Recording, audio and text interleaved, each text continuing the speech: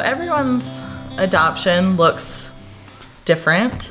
I just am interested in knowing what your guys' open adoption looks like. I think because personalities are different, it's going to be totally different from one person to the next. Definitely. Just like every other human relationship, like having a sister doesn't look the same for you as it does for me or for you, or, you know, and so it's the same thing. But I think what's wonderful with the way that things are done now is that it can be custom designed based on the individuals involved, based on their personalities and their circumstances. Some people move slower. It's a lot like a courting relationship in the beginning or a dating relationship, you know, like different people have different paces and things like that. But what's great is that they used to be the agency would play God and decide everybody gets this or that, this much or this little or none at all or whatever. And it's not a one-size-fits-all thing. Open adoption isn't. And so I think it's really wonderful now that people can co-design what will be really effective for them and can be flexible and grow like with any other relationship.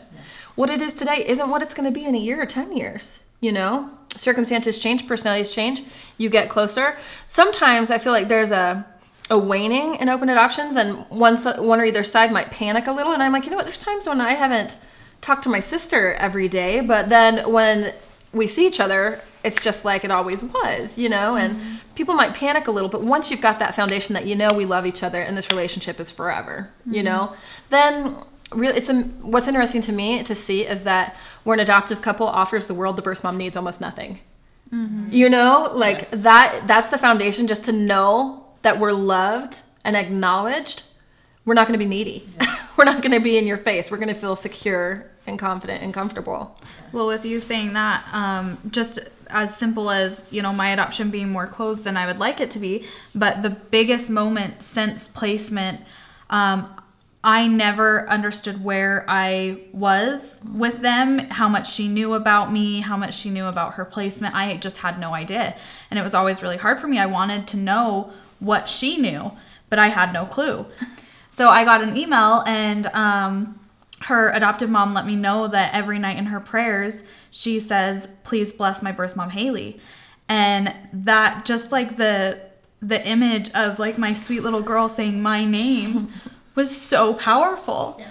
And so something just as simple as that, like you said, just knowing that you're loved and cared for is the world of a difference. You don't need to give the whole world to your birth mom, like you said. It's just those small little things, just an email, a text message, a picture. That's all we need. Yeah. Well, and in practical life is busy. I have stuff to do. I can only imagine what his life is like. You know, his parents have stuff to do, and the practicality of it is sometimes that's how the relationship goes. It is text messages. It is, you know, you get together a couple times a year or not because life is busy, and that's great. I mean, I gave him that life. I want him to have that crazy busy life. Like, that is great. That is exactly what I wanted. And I get that same crazy busy life. And for me, that's what it is, that it, you know, it isn't super close. We don't hang out all the time because I didn't plan this life for him for me to be the integral part of it. I planned this life for him with them. And it's amazing to see him grow and see him learn and to turn into this person is really, really neat. But, you know, relationships, I mean, my relationship with his parents started, you know, 7 years ago. And it grows as he grows, at, you know, at a similar rate. And just like you said, relationships come and go. Not come and go, but wax and wane, and life happens, and life is long. Like, there's a long time for things to develop and grow, and I think that's the greatest thing about open adoption is there aren't closed doors.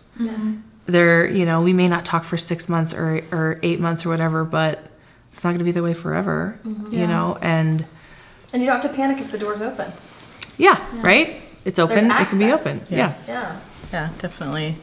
That's kind of where I'm at. You know, I've not necessarily stepped away for any particular reason. It's just life happens. It is. And I don't want to intrude on the opportunities that he has and the life that he has, because that's what I wanted for him. Yeah. And back to what you were saying about the security, is that's why I feel comfortable doing that, is because I know it's always there, you know, and it's something that obviously, you know, both parties need to take care of. And it's just like any other relationship.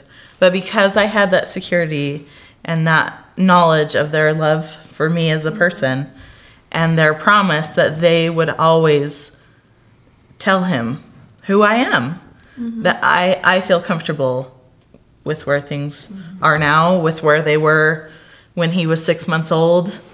And, you know, I look forward to the future of things being really great for us. And I think communication is key, Oh, definitely. you know, and I know there was one point where I wanted a little bit more, and I approached it like, you guys know what's best for your kid. I would like this, if that works for you. If not, it's not going to hurt my feelings because I know you love him and I know you love me, you know, but I'm just throwing it out there. And on the other side, it's so easy for an adoptive couple to be, hey, we need you to do this instead. And then you go, cool. Oh, I didn't think of it that way. Or they say, oh, we feel like this. And you're like, oh, that never occurred to me, you know? And I feel like, you just figure it out, just like with any other relationship. And what it looks like for me right now, because it's been more of a reunification situation, it's been opening a closed adoption. And that has been really interesting for me to try to figure out my role, because this is a fairly new thing and it's kind of unprecedented in my own life, and there's not a how-to on it. But I luckily dated another adopted guy, because I have a thing for adopted guys, apparently. But and he told me that when his birth mom found him, she wanted to take over his whole world and his whole life. She wanted to pick up where they left off and make up for lost time. And she was so in his face and just like, and so that was really a good warning for me. So when I approached reunification, I reminded myself, and I even told Justin, I said, okay, I feel like I know your soul. And I love you more than any other person on the planet, but I know that I'm a stranger to you. And adoption was the most defining event in my life, but for you, it was a non-event. It's just what always was. So, and I wanted him to know that open adoption for us and reunification for us wasn't about me. That it wasn't about me. He wasn't to feel as though he had something to fix or heal within me, that there was some hold that he needed to take responsibility for, that he owed me anything. That I was there for him. It's always been about him, and it still is.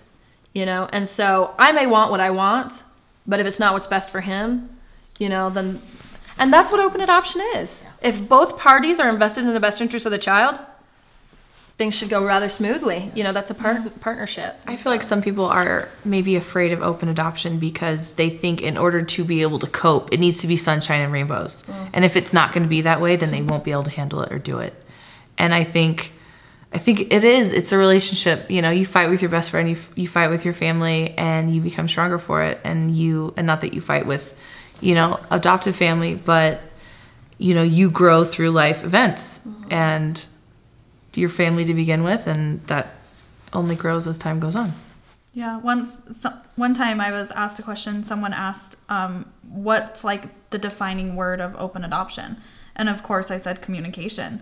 I think if feelings are hurt, you need to let them know that feelings were hurt. If you let that sit inside of you and fester, it's just going to cause problems. I think both parties need to say, this is where my boundary is, this is where my line is, this is what I need, this is what I don't need. And as long as you have that open communication, the open adoption will work. So in all reality, open adoption really just means open communication. Instead of having one party going, I don't know what I did wrong. Yes. And I've had adoptive couples come to me all the time and they're like, I don't know what I did wrong. I'm like, have you asked? Yep. You know, or vice versa, you know?